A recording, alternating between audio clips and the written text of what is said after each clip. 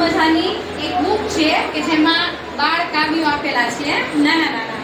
તો આજે આપણે ગાશું કાવ્ય. બધાય મારી સાથે ગાશો ને? ચલો બધાય તાળી પાડવાની છે. ચલો તાળી પાડો બધાય અને ગાશો. ચપટી વાગી ચપટી વાગી ચપટી વાગી રે. ચપટી વાગી ચપટી વાગી ચપટી વાગી રે.